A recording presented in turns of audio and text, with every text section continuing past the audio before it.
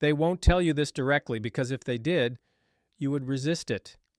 But something fundamental is changing, not in the markets, not in interest rates, in the very concept of ownership. You're being prepared for a world where buying feels unnecessary and renting feels normal. And the strange part is this: when the transition is complete, most people won't even realize it. For decades, we were taught a simple formula. You work, you save, you buy a house, a car, a device, something tangible. Ownership wasn't just a financial goal, it was psychological security. Owning something meant stability, control, the feeling that no one could take it away from you. But quietly, without any announcement or vote, this idea began to weaken. Not because people suddenly hated owning things, but because the system no longer benefits from it. And systems don't argue. They incentivize. Most people think this conversation starts with housing. It doesn't. It started much earlier, with things people considered small: music, movies, software. You used to buy them. Now you access them, not once, not permanently, continuously. You don't own your music library. You don't own your software. You don't even own the updates. You rent access to them month after month. And when you stop paying, they disappear. At first, this felt convenient. No clutter, no responsibility, always up to date. But convenience is rarely free. It only delays the cost. From the system's perspective, ownership has problems. When you buy something outright, the transaction ends. Cash flow stops. The relationship ends. For a system built on predictability, this is inefficient. Renting solves this. Subscriptions solve this. Leasing solves this. Instead of a one-time transaction, you get predictable income, continuous dependency, behavioral data, long-term engagement. This isn't malicious. It's structural. A system optimized for stability prefers repeated behavior over one-time decisions, and ownership is a one-time decision. Here is the most important part, and the part almost no one talks about. People didn't resist this shift. They accepted it. Why? Because the language changed. They no longer tell you, don't buy. They tell you, why tie yourself down? Ownership is framed as inflexible, outdated, risky. Renting is framed as smart, modern, freedom-oriented. And over time, the meaning flips. Owning begins to feel like a burden. Renting starts to feel like intelligence. This is not accidental. Ownership didn't disappear overnight. Debt softened the ground.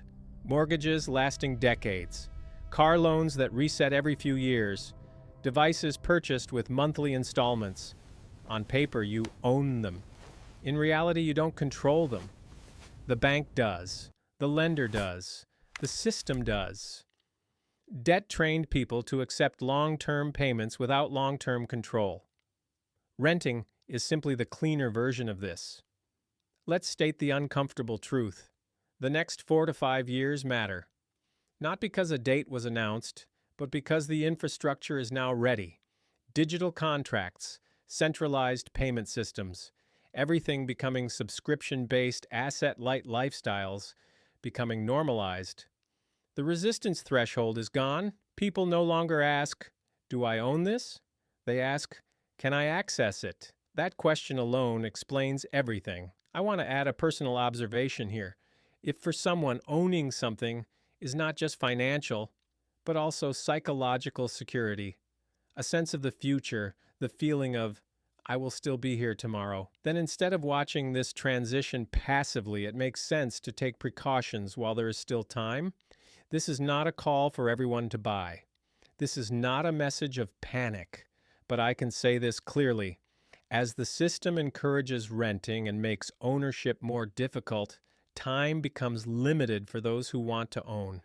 Because opportunities usually exist not after everyone is convinced, but while everyone is still hesitant.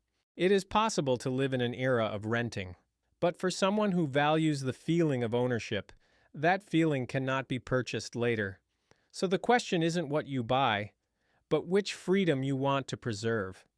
Housing feels different because it's emotional. A home represents security, family, permanence. That is exactly why the system waited. But look closely. Long-term renting is normalized. Corporate landlords are growing.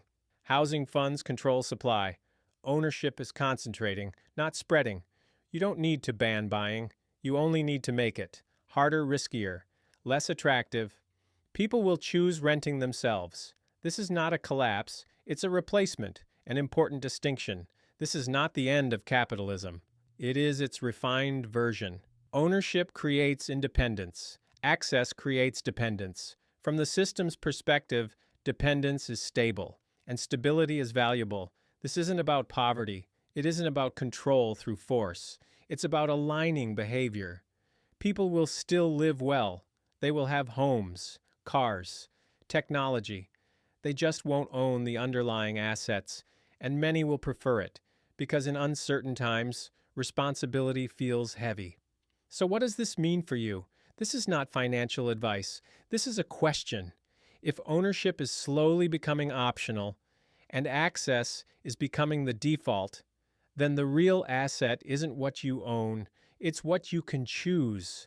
Because systems don't remove freedom directly. They replace it with convenience. They won't tell you that buying is ending. They don't need to. All they have to do is make renting feel natural. And by the time people realize ownership mattered, they will already be used to living without it. This isn't a warning. It's an observation. And observations don't ask you to panic. They ask you to think.